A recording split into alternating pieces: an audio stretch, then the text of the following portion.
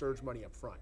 The Garvey bonding itself, I'm not objectionable by definition to the Garvey bonding. The question is, if you're going to bond that off, where do you find the $24 million a year, to pay the debt service? You could find that in the budget. You could have done a hybrid. They were set in stone at doing this truck toll proposal from day one. They didn't want to hear any alternatives. They rushed it through. You saw the House Finance Committee hearings. They were a joke. They got cut off.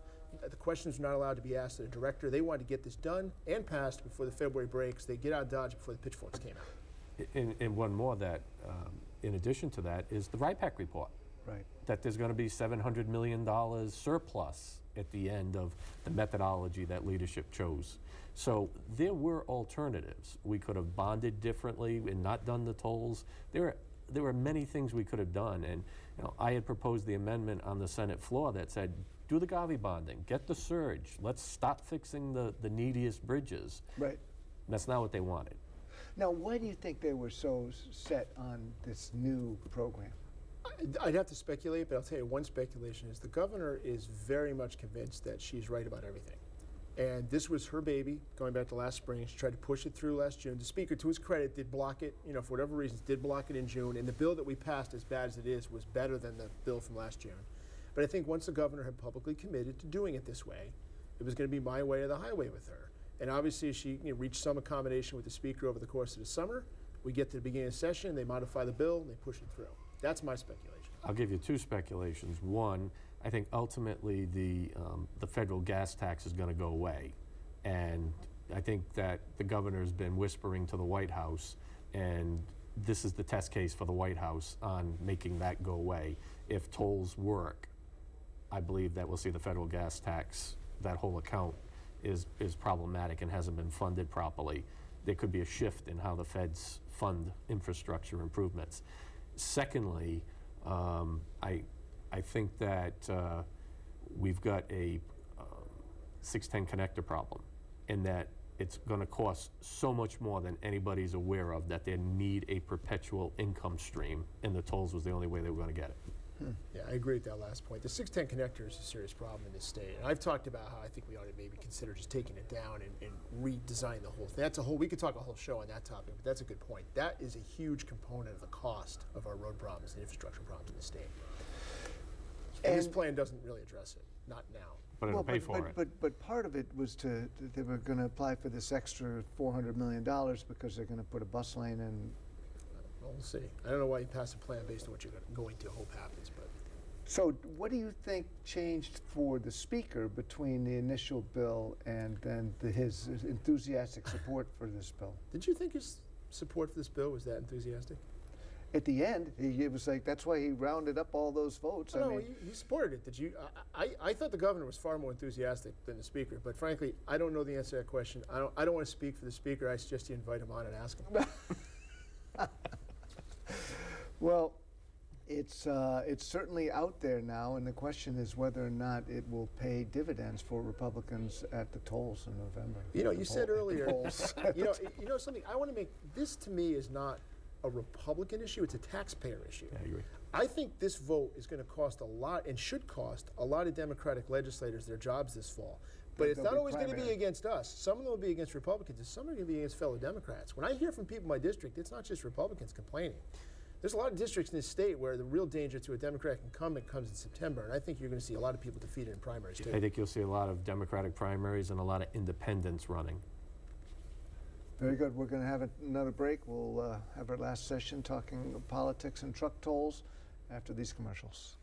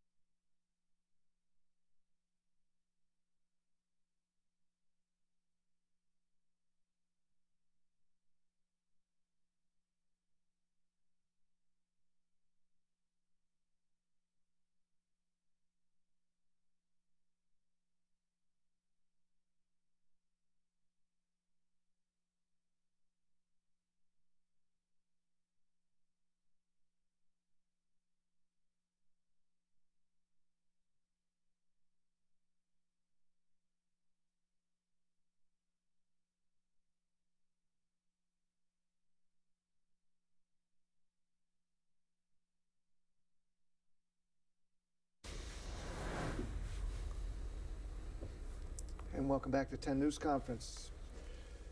So the truck tolls has taken a lot of air up at the General Assembly. Is the rest of the session going to be as controversial? My prediction is that the rest of this session is going to be, from this point forward, the quietest session that I've ever been involved in. And I think for a couple of reasons. I wasn't a fan of the governor's budget proposal, okay? But it wasn't the worst budget proposal of all time. It's not super controversial, and I'm sure it'll be changed by the House Budget Committee and the Finance Committee. However, I think that the Speaker will be able to put together enough Democratic votes to put the budget through in June. Whether it's good or bad, I don't know, but it's not going to be something that's going to catch a lot of people's attention, my prediction. And I don't think they're going to take up anything else the rest of the session that's truly controversial. And I think they want to get out of town, get their election papers in, and try to dodge the pitchforks and bullets flying their way this fall. That's my prediction. And I respectfully disagree with that. I think it's going to be fireworks from here to the last day, because if the cards and the stars line up, the governor could be living in Washington, D.C. next year. So this could be her final salvo, and anything that's a pet project may hit this session. And be immediately met with resistance. Well, it depends what it is. She may be feeling emboldened now that she was able to push through the tolls, so you know, who knows that driver's licenses for illegal aliens isn't coming next. Well, yeah, but guys, the reason, I'll tell you, I hear what you're saying, because there's no question she has higher ambitions, but remember this, the agenda at the General Assembly and the power in the state of Rhode Island still lies at the General Assembly. And if the Speaker of the House doesn't want to take up a controversial issue, he's not going to do it. And But does that prevent renegade legislators from saying, no, we're going to fight for driver's licenses? Well, let me be clear what I'm trying to say. There'll be committee hearings on controversial issues like there is every year. There'll be a committee hearing on whatever, a gun control issue or abortion bills, all the things that come up every year. Someone may put a bill in for or against driver's license for illegals. And it'll catch attention, and you guys will talk about it on the show, but will that stuff come to an actual vote? And I'm speaking pure politics here, not saying good or bad or what side I'm taking. Right. Will that stuff come up for a vote this year? No. Well, has there been a sense that there's a sea change, that the public and the voters are more active now than they had been in the past? It's sort of from 38 studios on that people are getting more and more involved, it seems. I believe there is. And so if it's driver's licenses, there'll be noise and rabble rousers. If it's legalized recreational marijuana, there'll be protests and there'll be. But that's a double-edged sword, because the people that want it are also being more responsive and more vocal. I mean, you have rallies in the State House of illegal aliens. Right. How is that even possible? You know, people are emboldened because of the culture that is existing, and this ramming of the tolls against the will of the people, I think, is bad, and it's going to cause other issues. Yeah, and that goes back to what I said at the beginning of the broadcast. What differentiates the toll issue from every other issue we just brought up. All those other issues have two sides or multiple sides to them. There's activists on this side, activists on that side. So whichever way you go, you're going to annoy some people and make some people happy. On this toll issue, it's been so one-sided. That's what's galvanizing people, and that's why I think it's different. What's interesting, though, is it's an issue that none of us who don't drive trucks are going to be affected, at least directly. I'm not going to pay a toll. I want you to put in your phone 3 years from now that statement, because after a federal court says you're going to pay tolls on your car, you're going to look back and say, wow, I did say. All right, so it's going to happen. That's the possible scenario, that the lawsuit doesn't begin until the gantries are up and tolls are being collected. The courts rule you can't collect tolls if you're not tolling cars too, and they'll say, well, we have no choice. We've got to start tolling the Even cars. if it's a nominal toll on cars. I want to be clear on the car toll thing, because I sat down with the former DOT director back before the whole Sakana River Bridge fiasco. It's not as easy to toll cars because of the diversion issue. Okay, some of these toll gantries, they could never toll cars on because there's too many exits to avoid that cars, not trucks, would avoid. But not every place. And the most cynical thing about this legislation, the thing that really ought to irk people the most, is when they hear people who support this get up on the House Senate floor and say, there'll never be tolls on cars without a referendum or vote of the people. That is pure nonsense. That is in the statute. If a future legislature ever wanted to change that, they would just change the statute. And guess what? If a future legislature changed the statute, it would be because they wanted to toll cars. So for anyone to say to a voter, oh, you don't have to worry about car tolling, you'll get the vote on that, that's a lie. That's a blatant lie. Now, whether that'll ever happen as a practical matter, I don't know, because it could happen as a result of a legal challenge, but I'll tell you this. Some of these gantries are in locations where you could theoretically toll cars. Some are, some aren't, but some of them are, and that's something people need to be aware of.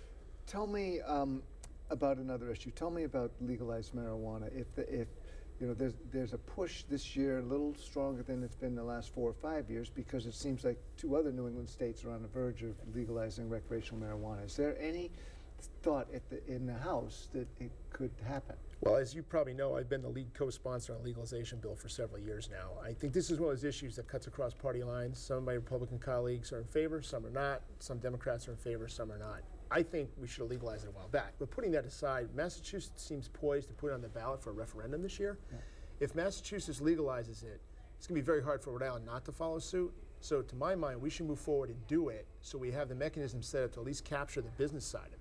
I mean, Colorado's been taking, I forget the figures, quite a lot of money from marijuana legalization. And my whole point all along has been, the reason I support it is, marijuana is no more dangerous than alcohol, okay? And so if you believe marijuana should be illegal, you should probably prohibit alcohol. And of course, we all know how that turned out 100 years ago. I'm not advocating that. It's a lot easier for children. I have 3 kids who are school age, high school, college, and so on. It's a lot easier for my kids to find marijuana than it is to find alcohol. I'd rather have it regulated, controlled, sold to people of a certain age. And I'd rather have the police resources that go now that are devoted to prosecuting this, and prison resources. And I 100% disagree with that position, and we should not legalize marijuana. I would be open to decriminalization of marijuana, but legalization of marijuana, you talk to the drug prevention folks, and you see how many young children are doing it today, it's a problem. Thank you for joining me. That's 10 News Conference. Thanks for watching. But the